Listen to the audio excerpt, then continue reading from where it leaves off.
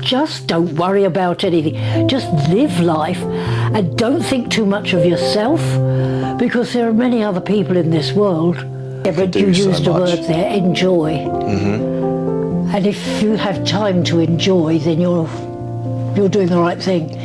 If you're going like this, you're not enjoying it. You're looking for enjoyment, but you're not doing it. Spot on. I talk a lot to you, don't I? You're my soulmate. Oh, that's really sweet.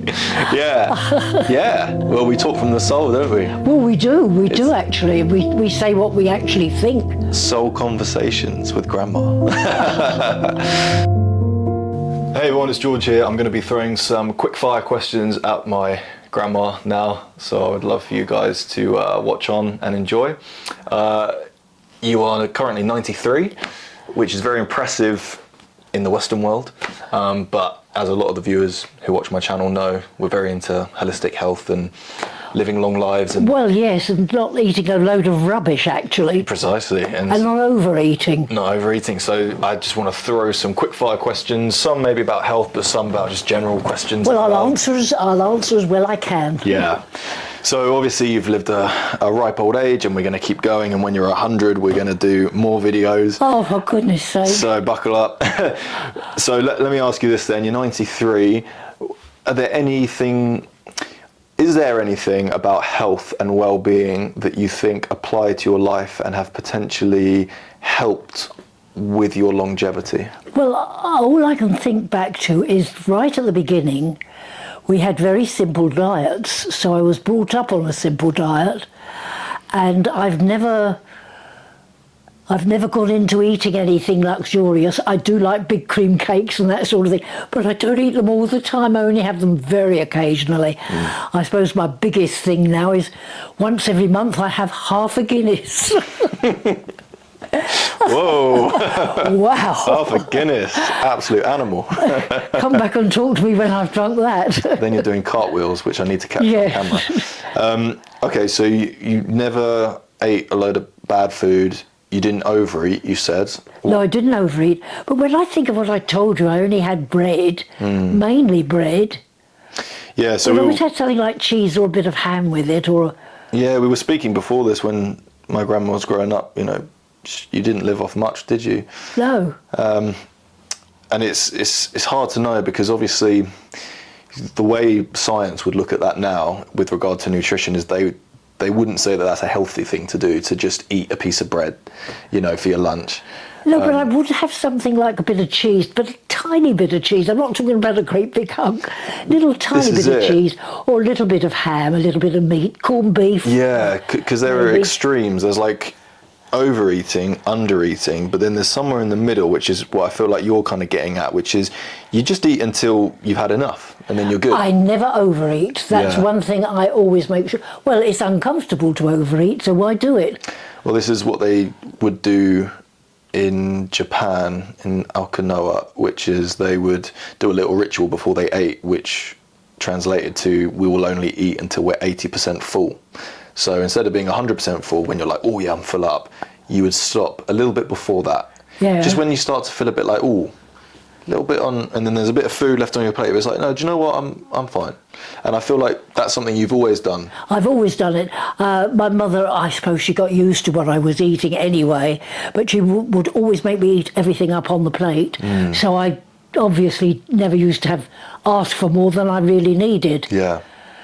So there was never anything left on the plate. You don't waste food. Yeah, yeah. Because my observation from you is you eat your food relatively slowly like I do. We take our time with it. I've always eaten slowly. And that really helps with the gut to brain communication of feeling full, because if you eat really fast, then you've got loads of food suddenly in your stomach, and then your stomach has got to do the work that your teeth should have done. Exactly, yeah, precisely. So you suddenly get that, you know, that message that says, oh, I'm full up now, but because you've eaten so quickly, it's almost too late. Whereas if you eat slowly, you get that translation. But if you eat fast, it's uncomfortable. It's uncomfortable, yeah, it's too much. I find it's uncomfortable. And I actually like just slowly eating and enjoying it and everything like that. Well, yes. So you do that. You don't eat more than you need. And I've also noticed that even to this day, if right now I said, oh, I really fancy a cup of tea, boom, you'd get up and you'd go get me one. Yes, I would. So you're always trying to move, aren't you? Well, I try to. It's more difficult as you get older. And it's more painful as you get older. But I do make sure I get up every so often when I'm on my own. And I always get up to make myself a drink of some sort. And you've kept you kept very switched on mentally. Like when people get older, they tend to, it's very common for, oh, grandma's 90 now, she's not with it. But you're very, like, there's nothing I can say that's going to go past your head. Like, you know exactly what we're talking about. You don't forget things. I can't answer you on that one. No, it's a mystery, I don't know why. Yeah. What a blessing. I don't know why I do that. Maybe because I'm always interested in people. And I always read a newspaper once a day. So I do try and keep up with what's going on. I listen to the news and think what idiots some people are, but never mind. I have a view on it, I suppose. But you know what I find quite interesting is you're not actively waking up with the pursuit of improving your intellect or memory. Oh, no. It's too late now, isn't it? Because what a lot of people do, and myself included, and I'm not saying this is necessarily a bad thing, but a lot of people wake up and they say, right, I'm going to fast till 12, and then I'm going to take an ice bath, and then I'm going to do X amount of miles on my walk today or on my run, and then I'm going to track my calories, and then I'm going to do this, and then I'm going to do a sauna just before I go to bed, and then I'm going to... Oh, God, that's too much effort. Yeah, I'm going to, look at some infrared light before I go to bed. Like, people are very regimented with their health, whereas what I feel like you do is you just go with the flow. Just like I just go with the flow, yes, I do. Yeah. But as I say, I never overeat. I never eat too much rich food. Not particularly as you get older, you can't eat too much rich food.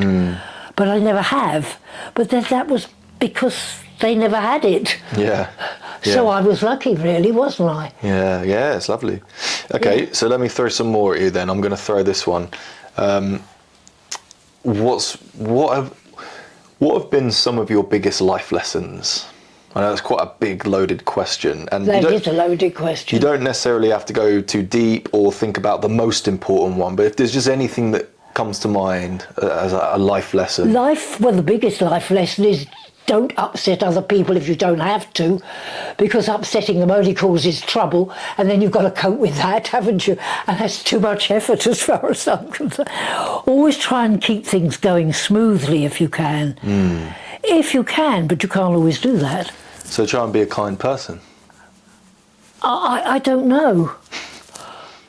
When you say don't upset anyone, I'm saying like... Well, why upset people for a start? But what I'm saying is, what you're saying there is try and be a kind person, don't upset people. Well, yeah, don't upset people because it's too much bother comes back on yourself. Right, so don't cause unnecessary stress where it's not needed. No, because it just comes back to you. Right, I've learned that probably, that things come back to you. Yeah, okay. What's been the biggest change in 90 years? 90 years? In the world, society. In the world? Walking around, what's been the biggest sort of physical, visual change? Is it people's attitudes? Is it clothing? Is it housing? Is it social media? Is it tech? Well, to start with, there weren't many people walking around, so you didn't sort of come into contact with too many people. You knew your neighbours, always knew your neighbours. I say you knew too much about them sometimes. But... and they knew you too, so you had to behave yourself because you get back to your mother. Yeah. And God help you. That's a good point. I just don't worry about anything. Just live life and don't think too much of yourself, because there are many other people in this world. So why think so much of yourself? And we're all the same. We all have to eat. We all bleed. If we're cut, we all tire if we work too hard. Just be sensible, in other words. Yeah, I love that. But what is sensible? It's so funny. You always say something really inspirational and then finish with a question. Well, yes, because I don't know why. I don't know what that is. I don't know the answer to it. I like that because it's humble. It's like you'll do a very impressive statement, but then you're humble enough to say, But actually, what even is that? Okay, love that. But I have actually, that is my key in life. What have been your favourite things to do with this life? You've had 90 years of experiences. Let me throw a double loaded question at you then. What are some of the favourite things that you've done and that you have no regrets and you're like, everyone should do that? Maybe it's having kids, maybe it's travelling, maybe it's holidays that you've had, maybe it's not being stressed. And then is there anything looking back now where you think, actually, do you know what? I really wish I'd done that, but I never did it. I don't think there's anything I wish I'd done that I haven't done, because I've always gone out and done what I wanted to do. That's obstinate, isn't it? Skydiving? That's going to happen soon. What sense is there in that? I know, I'm joking. It's never appealed to me either. I mean, it's got to have sense in it. If you're going to do it, it's got to be sensible. Yeah, yeah. Otherwise, why do it? Why bother? Why stress yourself for nothing? Okay, so then what have been some things that you would highly suggest everyone watching this video do at some point in their life? Well, I don't know. Myself personally, I loved my singing and I loved my performing, but not everybody can do that, obviously, because it's not in their nature. But that, I think, is the main thing in my life. I'm always glad I did perform when I felt I should. But that, I think, goes back in my history, my genetic history.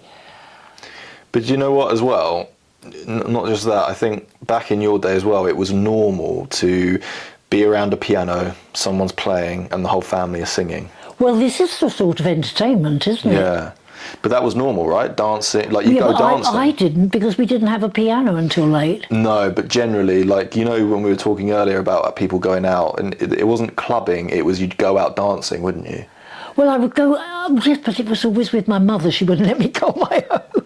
I might meet a man. But I think everyone loves singing and dancing, but we're scared to do it. Oh, but don't be scared. No, we're scared to do it because we have that whole comparison is the thief of joy thing going around, where you think to yourself, you can only sing if you're good at singing and you can sing in tune, like all these pop stars. And so people are scared to sing because others are going to judge them, and it's either you can sing or you can't sing. There's no in between, which is you're just singing and letting it out and having fun. Same with dancing. People are afraid to dance because it's either you can dance or you can't dance. There's no in between.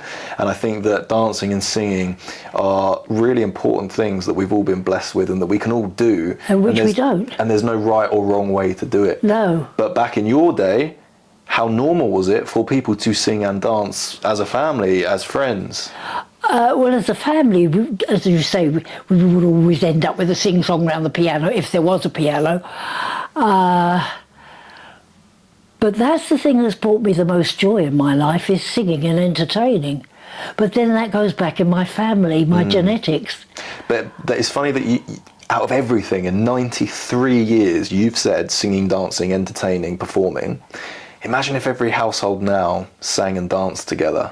Be an awful noise, wouldn't it? Be awfully loud, you get some complaints. However, I wonder how much more joy that could bring to family households and how much more community and togetherness it would spark. I've no idea. You see, I can't imagine not singing because I paid to go and have lessons. I loved it so much. And not many people of my age at that time would do that. I'd love to hear you sing. I've never heard you sing. Oh, well, thank God you have. I can't sing now. I haven't got a voice. Well, I never had a very good voice anyway. But I used to like to entertain. Yeah.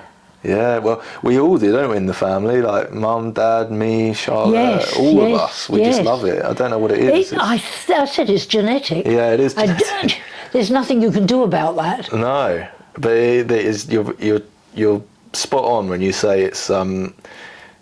It does something to you, doesn't it? It does something. It gives you you get something back from the people you're doing it for. Yeah, you give it to them, and they give back. And they give back. Yeah, very true. But they've got to listen, haven't they, before they can give back? Yeah.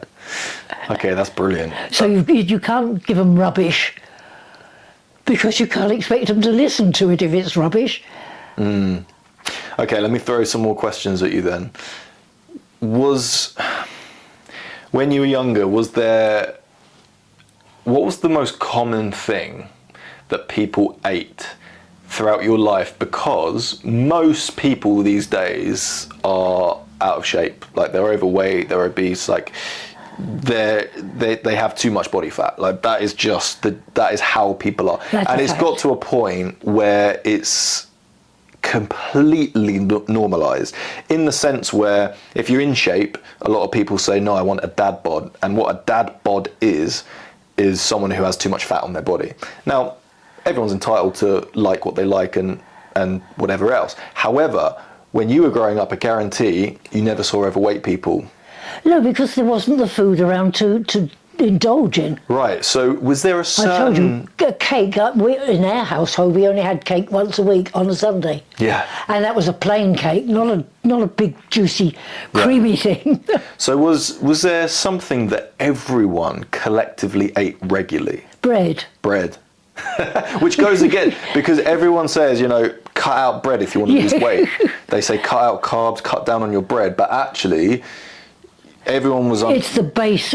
Don't eat all bread. Of course, yeah. Don't stuff your face with it. No, don't stuff your face with it. Bread's good. But bread is good. If you don't have bread, what are you eating? Well, it's such a satiating food. Like a sandwich. That is just such a generic, simple lunch.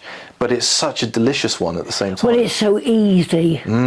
But I wouldn't eat a sandwich. But they've always eaten bread, all throughout history.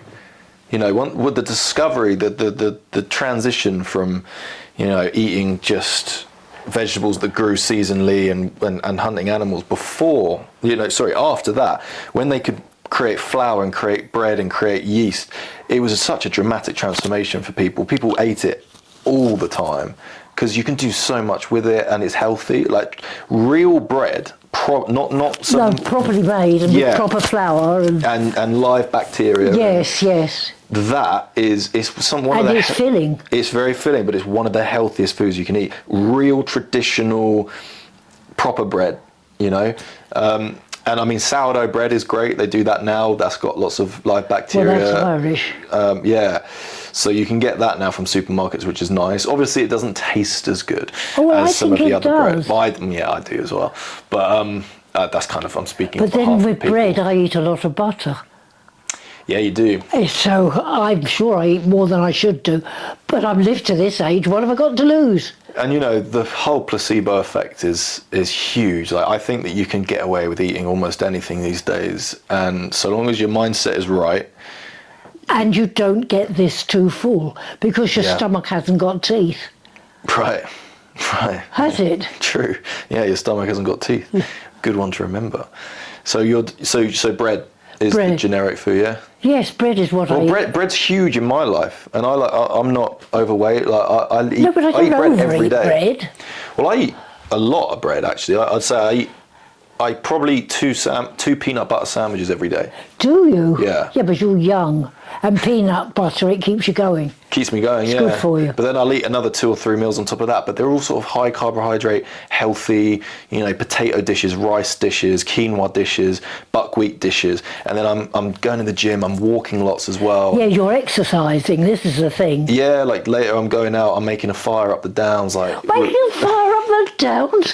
What do you doing that for? For fun. But, I'm not... I hope you put it out again. Oh, of course. I'm not like slumped. Do you know what I mean? I'm not like just not moving. Because then any food, like if you just sit all day and you just eat anything, like it's just you're not gonna burn it. You're not gonna use it. It can't do you any good. In actual fact, it must kill you eventually. Yeah, well, because it doesn't have a purpose. It's like putting fuel in a car and not driving it. It just sits there. And still try and put more fuel in. Right, yeah, and put even more, and then it's going to start. But in a car, it would start leaking out. Whereas as a human, you store it for emergencies. So that's very interesting. Okay, let's throw some more. Let's do 2 more. Is there anything that you want me to ask? No, I think I've said most things. I think I've said too much. No, you've done so brilliant. This has been great. Let's do 2 more fire questions then. So let's do... Right, I'm going to throw 2 more questions at you. This next one's going to be a little bit deep and potentially quite sad, but let's go for it. Obviously, you're 93. You've experienced a lot of people passing away. Yes, this is a great sadness in getting old. Yes, I bet it is. You're more and more isolated. Not isolated, because I you've got young people coming up, and luckily I can converse with young people. But when I think of the people I've known and the people that have gone, I think, I've lost them. I've lost all that knowledge, all that friendship, all that. Because for people watching, I'm sure everyone's lost someone, a grandparent, a They parent. would have done. However, for you, when I really think about it, you've lost your mum, your dad, both brothers, your sister, your husband. What has that done to you? Or are you at an age now where you just accept that it's a part of life? Well, I do accept it's a part of life. You can't fight it. You can't do anything about it. Yeah. I do in myself feel I've been so lucky to have known those people, and for them to have been involved in my life and have them in my life, and they've helped to shape me in actual fact. Which is true, isn't it? Very true. So you have an immense sensation and feeling of gratitude towards these people who have been and gone. Well, yes, it is, I suppose, a form of gratitude. Yes, I'm grateful for them, even though it hasn't always been choice. I mean, there have been arguments. When you live in a family, there are always upheavals and arguments, aren't there? That is family life. But even those should make you better, should improve you, shouldn't they? How do you deal with it? Because like I can't imagine, and people watching, I couldn't even imagine losing a parent. I couldn't imagine losing a sister, my sister. I couldn't imagine. And you've lost a lot of people, and I just wonder how you deal with it. Yeah, but the older you get, the more people you've lost. Of course, but I'm wondering if there's any advice, if there's anything that you do, or if it is literally just this is how it is. This is how it is, so you have to get on with it. And you can't mourn forever. Those people wouldn't want you to mourn them either. Yeah. So you're just grateful for having known them. Yeah. Just find gratitude in it. Yeah, there is a gratitude, yes, I suppose it is. Yeah, absolutely. And we were talking about nutrition before this, weren't we? We were talking about food. It's like there's a lovely meal in front of you. It looks great. And then you eat it, it's gone, but it's done something for you. It's given you energy. And it's almost like, this is probably a terrible analogy, but it's almost like you have people in your lives, you talk to them, you learn things from them, and then they're gone, but they do something for you. Yeah, that is quite true, actually. And if they've done something for you, they're always with you, aren't they? They're not gone. Exactly. They're not gone. Love that. That was lovely. Okay, that's great. Let's fire one more thing at you. I think in this day and age, my generation certainly have too much of good things. We have everything at our fingertips. There's not a lot of things in this world that can be denied to us. We can pretty much do any job we want to do whenever we want. Like we can go back into it. We can go back to college. We can go back to university. We can get a degree. Opportunities there. So much opportunity. Yeah, we can become an apprentice for any other job. We can live here. We can live there. We can travel. We can move to a different country. Like there's just so many things. If we want to eat, we can eat right now. I could order something. It would be delivered to us. I could go on the internet. I could purchase anything. You name anything, any instrument, any utensil, whatever it is, I can get it delivered to your doorstep tomorrow morning, straight away. And if it's not there straight away, I can complain, I can get money back, I can get compensation. Like there's so much, and we're very, very entitled. What advice would you give to people like myself, this generation, who actually, as a result of all that, I think are suffering? I think we're sad because we've got too much. I think it's so overwhelming and so unnatural, because you're supposed to wake up and not really know what the day is going to hold, not know what the week's going to hold, not know what the month is going to hold. It's like we already know what. Nobody knows that. We don't, but we don't literally, but we do generally. Like, I know what my year's going to be. I know what I've got planned for December. I know what I've got planned for November. I'm going on holiday next week. I know what my work schedule is. I know what time I need to be up. Yes, that's because you're younger. Right. As you get older, you don't schedule so much. Right, but I know how everything, in my calendar, in my phone, I know what I'm doing. I know who I'm seeing. I know when I'm seeing. There's less wonder. Yeah, but you're doing more because you are younger. Right, but my question to you is, I think this causes sadness in people's lives, that there's no wonder, there's more, we want to hold on to information more than we do have more of a sensation of wonder. So my question, I suppose, is, with all the good things that we have in our life, what advice do you give to us who we've got so much, but at the same time we feel like we've got so little? Like, what's missing? Always find time to switch off. You can switch off and be blank, and it's wonderful. But I'm older, so perhaps it is more wonderful to me. I don't know. But I think if you're younger and you can switch off, that's a good thing too. No, I know because you're getting a rest from whatever you're worrying about. I immensely agree with what you're saying there. However, I also know there are some people now who are saying, well, how do I switch off? Go blank.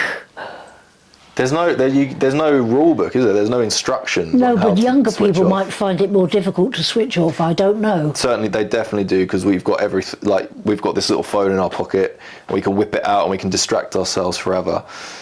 So how do we switch off better? Go to the library. Read a book. Well, go to the library. Get the information. Have to go out. But then why should you go out if you can do it from home?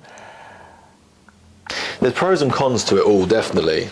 It's not as simple, you should do this, you should do that. No, I don't think there is. You know, and I'm not saying that having everything at our fingertips is inherently bad, but I do believe that when you have access to everything, it can actually cause people to feel quite overwhelmed and perhaps they less don't grateful. Appreciate it because it's always there. Well, exactly, that's what I'm saying. It's like less grateful, less appreciative of it, because it's always at our fingertips. So, like, is there anything that maybe you would do differently? Because I know if I gave you a phone right now, you'd be like, I don't even know what to. I don't know. I don't get it. I wouldn't bother with it, right? Because it's mechanical. It's man-made. Yeah, yeah. So you prefer to just switch off. Well, yeah, this is what I'm saying, if you can switch off. But then it's not natural for young people to switch off. It's not natural for people in this day and age to switch off, but I think it is very natural for a human to be able to switch off. Yeah, but when you switch off, you've got to be able to switch on again. Need a little switch on the side of your head. If you switch off and switch off forever, you've had it, haven't you? So tell me, what is it like for you switching off? What does it entail? Well, I'm on my own more, aren't I? So perhaps I'm more switched off. I just accept it. But what is switching off for you? Well, I watch the television, but that's not switching off because I get involved with it.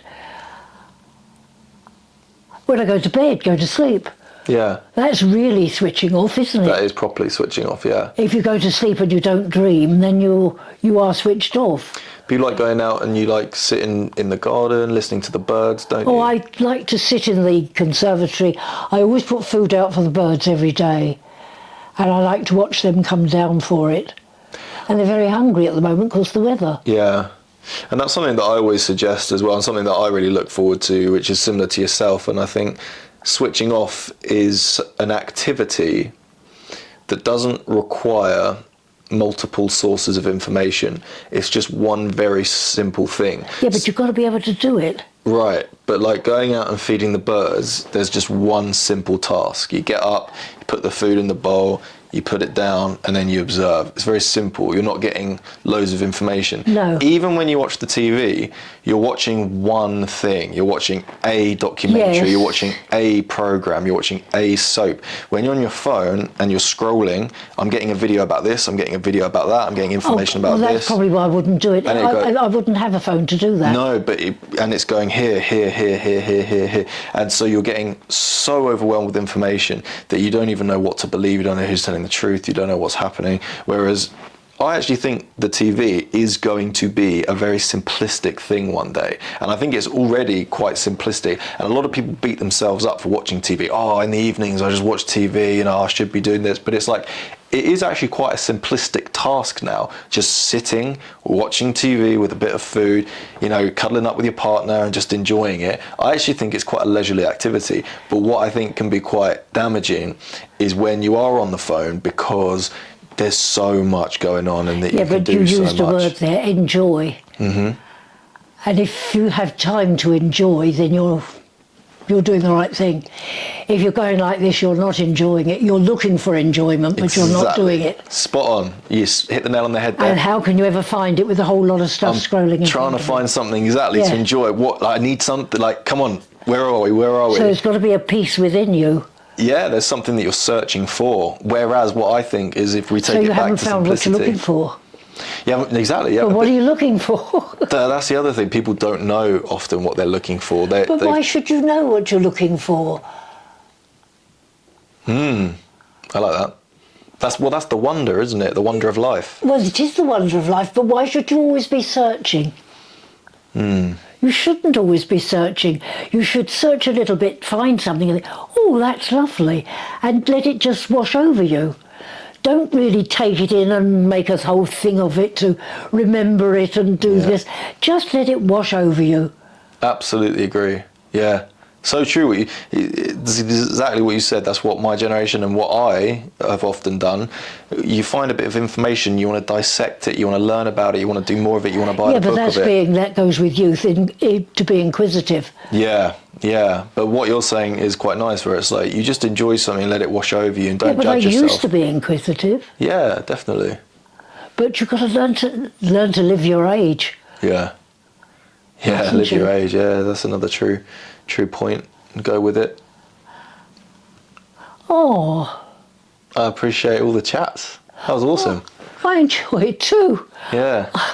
I talk a lot to you, don't I? You're my soulmate. Oh, that's really sweet.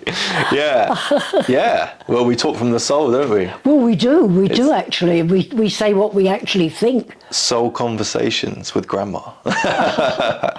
Amazing. All right, I'll tell you what. I'm going to throw one last thing for you, and then we're gonna wrap it up, because this could be quite funny. Do you have any funny memories of me? Of you? When I was younger. Is there anything funny? There might not be. Is there anything I did? Anything you can remember?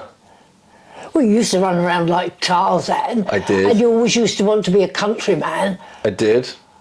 Until you got stung by nettles and you said, I don't want to be a farmer anymore. That was it. I remember that. That was funny. That really was funny. I remember that, actually. I don't want to be a farmer anymore. It's too painful.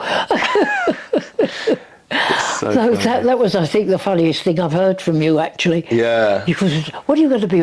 I'm going to be a farmer. I'm going to farm. Then you got stung. I don't want to be a farmer anymore. So funny. I've always been like that, where I'm like, I'm going to do this, and then I'll do it. Something bad will happen. I'll be like, actually, no, I'm all right. Nice. I like that. Well, so perhaps something bad happens to tell you that you know you're not cut out for that, or you should adapt it to something else. Yeah, definitely. Or like, try again. If it didn't work the first time, go again until it doesn't hurt anymore. But always go for natural things in life. They bring you the most pleasure.